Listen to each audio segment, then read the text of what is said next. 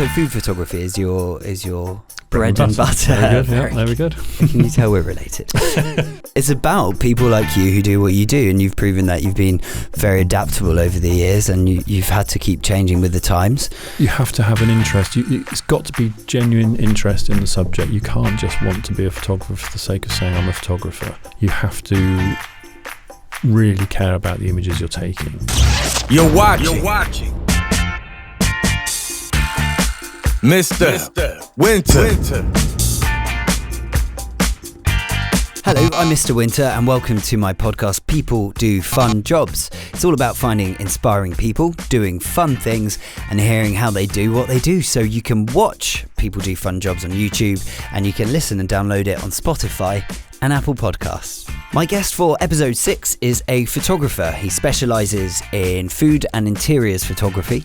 His work has been published in numerous books. He's worked with endless high-end clients, including the Aqua Restaurant Group, whose flagship restaurant is based in the Shard, and a long list of notable personalities, including Nigella Lawson. And when he was a young assistant, he even asked Princess Diana if she could wash some salad leaves for him. Let's welcome to the People Do Fun Jobs podcast, Tim Winter. Hello, Mr. Winter. Just to clarify, just to clear up any confusion, I'm Mr. Winter, you are also Mr. Winter. Indeed. I've been Mr. Winter for longer than you have. Yes, this is true. Tim here is my uncle, and since I can remember, you've been a photographer. My earliest memories of you, that's always been what you've done. Absolutely, from photographing you in a little Huckleberry Finn check shirt and straw hat number on a vineyard in France, near to where you lived and where you grew up, when we're visiting. But yes, we have that somewhere on the mantelpiece, I think. I think you do. Deservedly so. I destroyed the negative, but but we are. Yes, I've been doing it since I was 27, 28. I was a mature student, went to art college. I'd had a brief experience as an assistant in a back garden studio working with a rural photographer who photographed tractors. Great technical grounding, working on old 5x4 plate cameras, the sort of thing where you had to put a black cloth over your head when you're looking through them. I thought cloth over your head were the sepia days. Well, we could do sepia if you want more. I mean, that's an extra 50%, but yeah, absolutely. So I've been doing it since I was 27. So went to art college, did quite well there because I knew what I wanted to do. I knew I wanted to pursue this as a career. And was it a very practical thing? Were you out there really practicing using a camera? At college, it was 2 days of theory, 3 days of practical a week. And you'd have to produce one photograph in that time that you were proud of and would be happy to talk about. Social documentary wasn't really my bag, as you can probably tell by being a food and drink photographer, is that my version of that, one guy went and got beaten up in Bradford whilst photographing sort of slum housing.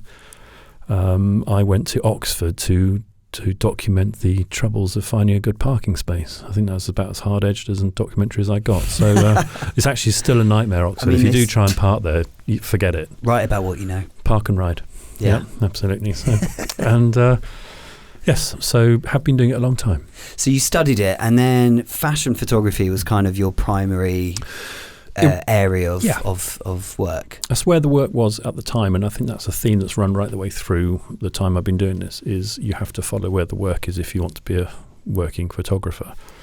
That might sound really obvious, but a lot of people stick by their guns and only want to photograph the thing that they think they should be photographing. I'm much more of a tart than that, and will follow the dangly carrot wherever it takes me. And so it started out when I left college. I worked for a commercial photographer. It was a great learning experience, fantastic travel opportunities to go away, working around young groups of models, hair and makeup artists all around the world. Fantastic. Sounds glamorous. It was glamorous. For them, they used to travel club. I used to be in economy, but that's fair enough. I had to look after all the kit bags and be responsible for everything, so someone had to, and I had to drive them to and from the restaurants in the evening, so stay sober. But it's all a good learning curve, Jez. You tend to actually find that you're very much in need as an assistant. Everyone relies on you, but then you're also the first, last and middle line of blame for everything as well. So if anything goes wrong, it is down to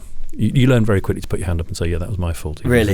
Even if it wasn't. So what is assisting? What does that entail? Good question. It's generally making sure that the brief is followed.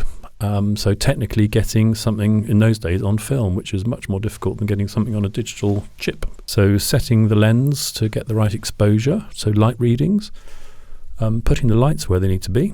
So having a feel for how the shot needs to be lit, and you talk to the photographer about it. Some of them would know exactly what they want. A lot of them would have no idea. Some would say, "Can you just give me normal lighting, please?" And you say, "Which normal would you like?" And beyond that, assisting is very much about making tea and coffee and not talking to clients, keeping your nose clean, being efficient, sweeping up at the end of the day. And how do you get noticed then? How do you start to become not an assistant? A good question again, because if you're too good at being an assistant, you stay an assistant forever. Right. And that's happened to quite a lot of people I know who are brilliant. They are. You get assistants in their 50s who have decided not to become photographers because they're actually really good at what they do. They're in demand. Everyone likes them. Why would you change it? Well, you change it because you want to earn more money normally. But you talk to people. You do talk to them. You have to talk to clients on the side and get noticed, or you talk to the client's assistants. Oh, so there is a bit of under the table, behind the curtain, chatting to... Chatting, yes. Nothing more than that, though. Just, okay. Yeah. It was very much about who you know and who you get introduced to. The first few job offers I actually got, because a lot of people, again, that I knew from college would hold out for that good break, and it never came. You're better off just taking the little breaks, where in my case it was photographing a jumper, on a model, which is a challenge enough in its own right, because you've got to make it right and you've got to make it worth seeing in a magazine. And there is nothing greater than seeing your name by a picture in a magazine, as long as you like the picture. There were photographers who would insist on not having their names put by their pictures in magazines if the magazine wasn't of a certain echelon. So they would happily take the client's money, but I didn't do this, okay? This wasn't me. Wow. And I always thought that was wrong. So I've always been happy to have my name by any work I've done. Of course, magazines are becoming very fast a thing of the past.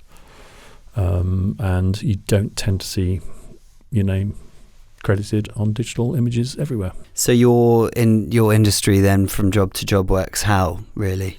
If it's not being spotted online with your name? For me, I would say it's 90% word of mouth. You still are as good as your last job. I'm not particularly big on Instagram. I haven't posted for over a year.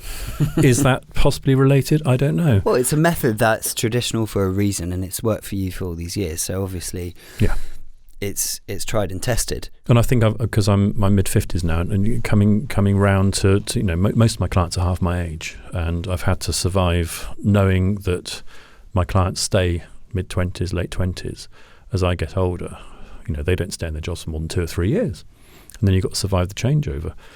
And I think I've now reached that bracket of being older, experienced, and therefore can bring something safe to a shoot. Not necessarily the most creative, breaking down the fourth wall, but as much as anything, you're handling a budget. They've only got a certain budget. Budgets are incredibly tight nowadays. We have to produce in a regular food and drink shoot anything between 20 and 80 pictures a day.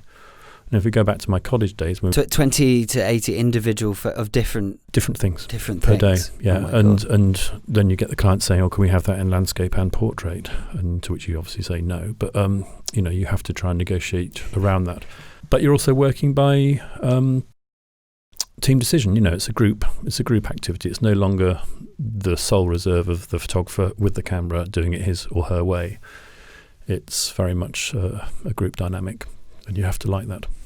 So you're having a live replay with the team on set as it happens? You're composing things. Yeah, you're composing things through live capture. So the lens is open. You're actually moving things, arranging them within the frame of your laptop, and bearing in mind that's pretty much where the image is going to get viewed. It's not a massive leap of imagination from how what you see in front of you and what ends up on the screen. I'm going to quote you to you now, Tim. Oh, gold. So this is going off your bio, okay. Which entertained me. It reads, "I have 27 years experience shooting for clients in London and the UK. In that time, I've seen 3 recessions, a digital revolution, countless upgrades, and even more software updates." Yep. So that leads on quite nicely from what you were saying. You started your career using print, strictly print, yep. Film. Yep. How have you found that transition over the years? It's ruined everything.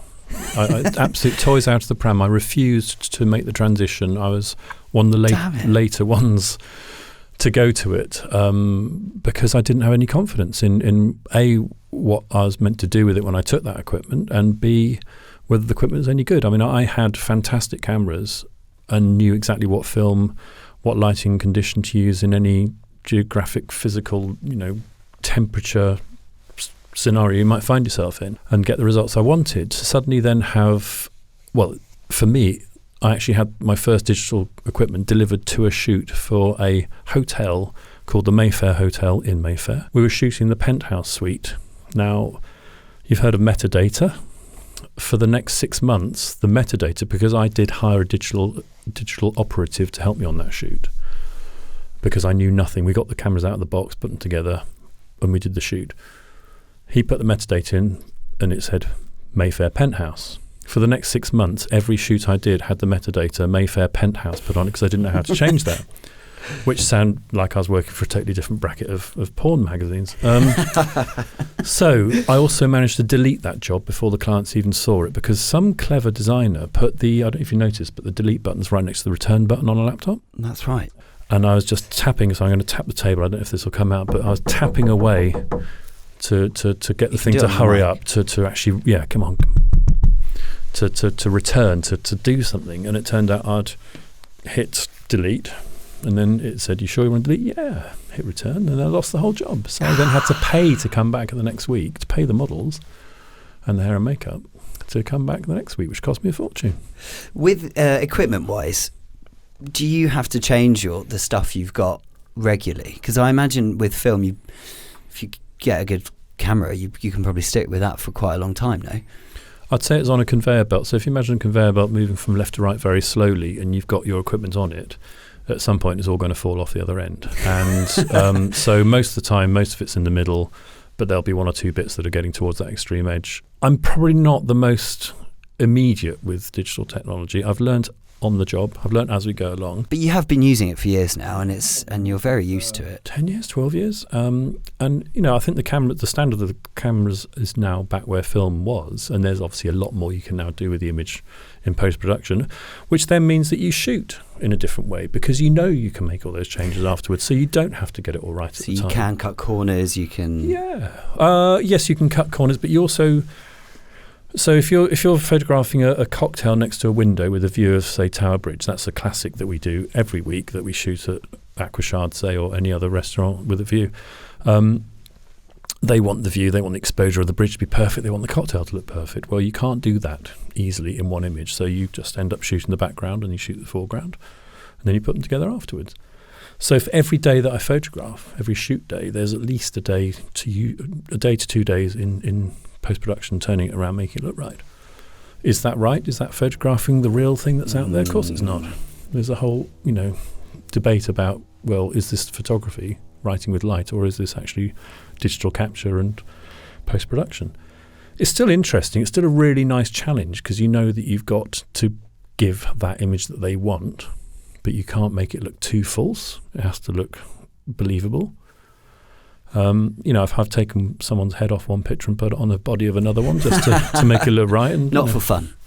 No, sorry, no. This is purely in 2 dimensions. So, yeah. And with food, so food photography is your bread and butter. Very good. Very good. Can you tell we're related? So yes, food photography. You work with supermarkets, famous chefs. How does actually photographing food work? You've got a chef live in the kitchen cooking food. Talk us through that process of him or her cooking that food and you snapping that in a perfect frame. Someone cooks the food. Ideally, you have a food stylist there to make it look brilliant on the plate, to work with the chef. Chefs are brilliant at cooking, but they tend to cook for people to eat. Yeah. So with food photography, you tend to slightly undercook if it's a meat. You don't want things to collapse, so you want them to hold their shape. This all sounds quite grim if you're vegan. You work quickly. So as long as you've got a clean plate, no massive great thumbprints all over it, because they have to be retouched later. You have your camera and your lighting all set up. You have a dummy plate to work with of the same size. You frame up on that. Someone brings in the food, puts it down. You make sure the table's level, particularly with soups. Obviously, you think about it, you don't want soups going all over the place. So a level table, put the food down and you shoot it, and it's all over in a minute. You don't spend long on it at all. Are there any tricks that people use? I heard some people using glue for ice cream or something like that. Not that I've used. I mean, so if you're photographing ice cream, you might scoop lots of scoops of ice cream out onto a bit of baking paper and then put it on a sheet in the freezer, and then you can bring them out one by one, thereby giving yourself several goes at photographing it before they melt. But generally what we're seeing is what you get. Is food, and you maybe a brush of oil. It might be a brush. It's usually a brush of water or oil. There's nothing more sinister. If you're doing a turkey or a chicken to be perfectly basted and that have lovely olive skin or roasted skin texture colour, then you might paint a bit of Marmite on it. But beyond that, nothing. I know I did once photograph a turkey for Asda for Christmas. You shouldn't call it that, Tim. No. And this thing had been flown from South America. I mean, talk about carbon footprint. It had been flown over, and we got it out of the bag, and it was rotten. But they still needed the picture, so we had to paint a raw turkey to make it look like a cooked. It was disgusting, God. Absolutely disgusting. That sounds revolting. But on the whole, it's authentic, and what we're seeing is what it is. Yeah. In terms of your published work, you've done loads of stuff that has made it into books. Yes. What kind of books are we talking about? Cookbooks. Can I just say it's the absolute pinnacle of seeing your pictures in print. It's just lovely. Cookbooks are a great thing to have, to say and to think, I did that. And they're a great experience to work on. It's a team effort. Cookbooks like Antonio Carluccio, the grandfather of Italian cookery over here, I did 2 books with him, and that was just a voyage of discovery for me, because I knew nothing about food when I started doing those. I just moved over from fashion. I had a very lucky break and had an overnight change of direction for career. I'd been asked to photograph Nigella Lawson for a magazine feature, which was a one-off shoot as far as I knew. They wanted someone who did fashion to photograph her because her first cookbook had no pictures in it, because she didn't want people to aspire to their food looking beautiful. She just wanted them to cook nice tasting food. And the client I was working for was a colour supplement, and they said, this is great, but it's a cookbook. We need pictures for a colour supplement. So I photographed her and I photographed her food, and then they decided they were going to do a part work, so it became a 12-week project. So a feature every week for 12 weeks. And because of who she was, because of the timing, I got introduced to her people and then her wider community, and I never looked back. I never really went after another fashion shoot after that. So, but coming back to your question, cookbooks. So I've done cookbooks. I've done books on interior design, garden design, floristry. One of my favourite books was a book on perfect wedding flowers, which sounds really niche and not that great, but it's a fantastic project to be on. Huge flower budgets, great to work with. What's it like seeing your photos in books along with a narrative? Because there's always a story being told with it. It's not just an advert of a burger or something. No. We're talking about, like wedding flowers. You're talking about really showing beauty. On that, the book was written after the pictures, so that was easier for them for the pictures to make sense. With cookbooks, it's usually the other way around. They've had to devise the recipes, have the recipes tested 2 or 3 times to make sure they work, because recipes have to be foolproof. You don't want people writing back in saying doesn't work, especially with social media. Yeah. With food photography, you're working much more to a formula, and they know exactly what they want. It's nice to have a freestyle thing. I don't think I've ever worked on something where I've had a totally free hand to go off and shoot what I want, and then we'll make a book around it, but that would be lovely.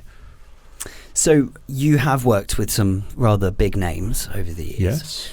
Nigella Lawson, you just mentioned. Yeah. What's she like? She's lovely. She's very keen to promote people that she gets on with. So, as I said, once I'd met and worked with her, she just seemed to introduce me to people after people after people. And good parties as well. You get to meet some fantastic friends of friends. I'm a massive fan of this guy, Gordon Ramsay. Yes. I remember the brief, but tell me what I've only met him once, and it was a early morning PR shoot for a new restaurant he'd set up in Mayfair, Belgravia, something like that. And one of the most stupid decisions I made in my life, I decided to go by tube to get there, because I thought I won't be able to get there, park and get there on time. Anyway, got the tube, and it broke down. So I sat for 40 minutes in a tunnel with no signal, no way of letting him know where I am. And I was the only person covering it, and the whole point of the whole exercise was for photographs. So you had to be there. And so I then had to run from Bond Street, I think it was, station for about 5 minutes, carrying more equipment than I felt comfortable carrying anyway. Got there absolutely dripping in perspiration. And apologised. Quite the picture. Yeah, apologised to the intermediary, the person who'd booked me, profusely, and they said, it's fine. And then this voice said, Tim, hi, Gordon, pleased to meet you. Have you had a bad show? And just made you feel made me totally good. relaxed. And just great, and so professional, so used to what he was doing. I love that, man. I never worked with him again though, so whether that was down to my tardiness. Wasn't your brief to take as many different facial expressions of him as possible? It was, yes. And he only gave 2, really. I think the frown up and the frown down. He didn't swear, and he didn't do any of the TV stuff. Princess Diana, let's take it back to your assisting days. This is something that you've only just told us recently. I hadn't known this over the years. Tell the story of what happened with Princess Diana. So, having worked in fashion full time for a bit, I was running a studio that belonged to a ballet photographer who I'd assisted, and he hired out to Mario Testino, obviously a fashion photographer of huge renown. And at the time, he was photographing Princess Diana for one of 2 sets of pictures, which were there to emphasise her independence, having had the breakup from Prince Charles. And so they're very famous pictures. He did some, Patrick de Marchelli did some others, some with Harry and who's the other chap? William. And but these were just her on her own, and she came into the studio. I was there as studio manager, A, to set up some lighting, B, make sure that everything was working, the electricity bill was paid. That would have been awful. Get the tea and coffee on and prepare lunch. And lunch was a nice cold buffet, cold cuts of meat, chicken, smoked salmon, all your favourites. Lovely spread. Yeah, and kettle chips. Can't go wrong with a kettle chip. Can't. And so then this vision came out of the makeup room way before anyone was expecting her to, because usually makeup's an hour or 2 hours work. She took 20 minutes because she was a natural beauty. She was just stunning, and she was wearing a white fluffy dressing gown. Came out and said, "Hi Tim, can I do anything to help?" And I thought, you know my name. How did she know your name? Because she has people there who brief her. Whispering in her ear. Yeah. Well, just before you meet them, this is Tim. Probably the same with Gordon Ramsay. I don't expect he'd gone to bed thinking, I'm meeting Tim tomorrow. I'm meeting Tim today. Where is he? Yeah. And so so I said, yes, that salad could do with a rinse, please. If you could, that'd be lovely. It was pre-bagged salad. For the record, it says washed, but always do give it an extra rinse when you get it. Always give it another wash. Yep. But no, lovely, and she then helped do the rest of the things. She made small talk. I can't remember what we talked about, but she'd never replied to my letters after that.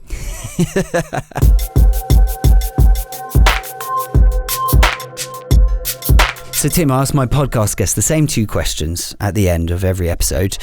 Where do you want to be in 10 years' time, Tim? It's a big question, I realise this. Well, luckily I'm not a big one for retirement, which is just as well, because I think being a jobbing photographer, as you age, the gaps between the jobs can get longer and longer. I am experiencing a very enjoyable renaissance. I'm in favour at the moment, but as anyone who has been active as a photographer, or probably in any creative industry, will tell you, it's not given that you'll always work.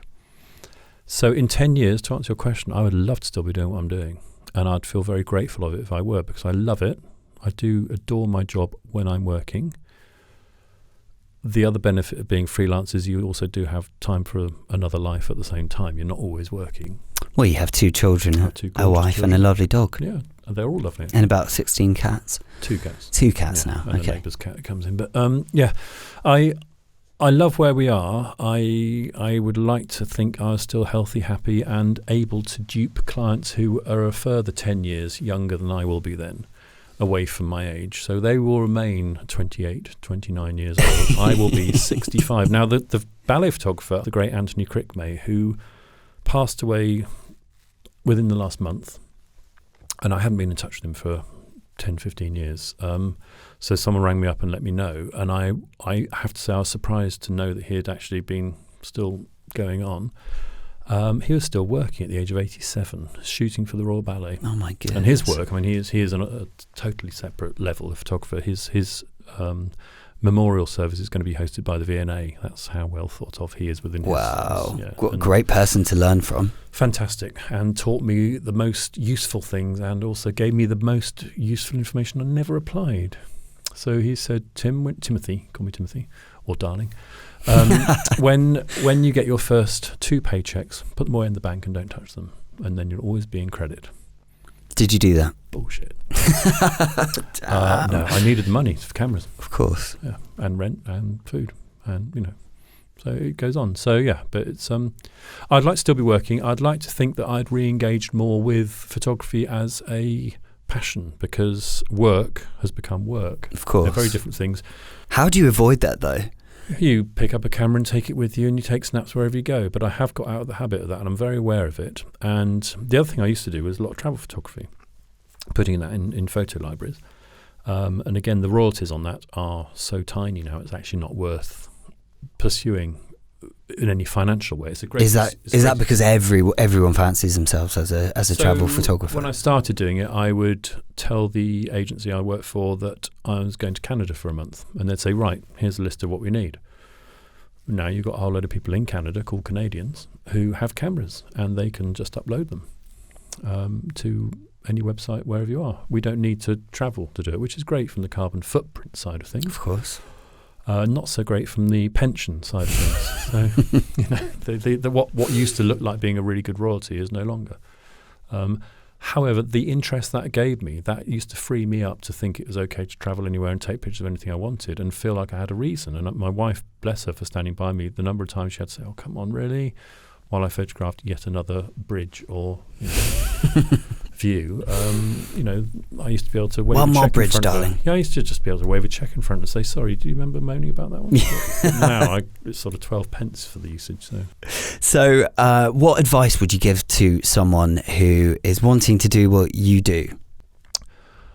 I thought about this one quite a lot because you did give me the heads up. I gave you the heads up on this one because it's it's an important one, and it's a good concluding thing to think about. I would suggest that anyone who thinks becoming a professional photographer has a second career. I think everyone has to have a portfolio mentality to their employment now, unless you're going to one of the classic jobs like doctor or lawyer or which is not what this podcast is about. It's not really aimed at those people, is it? It's not. No. It's about people like you who do what you do, and you've proven that you've been very adaptable over the years, and you've had to keep changing with the times. You have to have an interest. It's got to be genuine interest in the subject. You can't just want to be a photographer for the sake of saying I'm a photographer. You have to really care about the images you're taking. And you have to work in the right arena, the right area. There's no point being a fashion photographer if actually what your interest is in food and drink. Mm-hmm. And I found that out latterly because I got away with fashion photography for 10 years without having a remotest interest in it. And I'm not a fashionista. I my fashion history is awful. Although you're wearing a lovely cord jacket today, Tim. Well, you have to make an exception, don't you? But no, I think you have to be aware that it's self-employment, and don't for any reason take one of the job offers that I see out there for people to be an in-house photographer for a fashion house or anything like that, because they are being absolutely exploited. Predicting where trends are going to go in fashion, prop styling, clothes styling, studio managing, everything, all for a starter salary, and it's that's about 6 jobs rolled into one. So actually, you need to realise your own worth. Yeah. Completely. Very good advice. Stick to your guns. Everyone is a photographer now, in one way or other. Everyone does have a phone. Everyone uses their camera. I would probably suggest it's better to look through your camera at other people than just put yourself between the camera and something else. I'm a big hater of social media and putting the person in the picture, as in it's all about me. I was on a shoot recently at the Shard, an afternoon tea shoot where we had dry ice floating across the tabletop. Darling. Beautiful. Absolutely beautiful. And I was looking through the camera and actually photographing at the time, and my client was fanning the dry ice in the right direction. A hand appeared from out of shot and started moving stuff around the table, which I immediately assumed was my client suddenly changing things. I moved away from the camera, looked round, and it was someone we didn't know moving the props on our table while I was shooting. She then moved the chair that was in the background, sat down on it, handed me her phone and said, "Could you take a picture of me, please?" And I said, "What the fuck are you doing?" Unbelievable. And she was a blogger, and she had been sat next to us watching us doing this, had no interest in what we were doing it for, why we were there, no comprehension that this was we had lights up, we had everything going on. And so we had a very awkward next hour and a half because it turned out she was actually having lunch next to us. So. Dear God. So I had to go at her, the client had to go at her, and she went off with a tail between her legs. But that idea that there is something more to photography than putting a collagen-lipped face, pose. Yeah. I'm really not big on all that. Yeah. Sorry to everyone out there who's big on their own lips. Insta feed. Yeah. Oh, yes. Tim, thank you very much. It's all right. I love that. If people want to find your work or get in touch with you somehow, what's the best way to do that? Well, blow the dust off your laptop and go to www.timwinter.co.uk. Tim, thank you so much. Thank you. It's been a pleasure.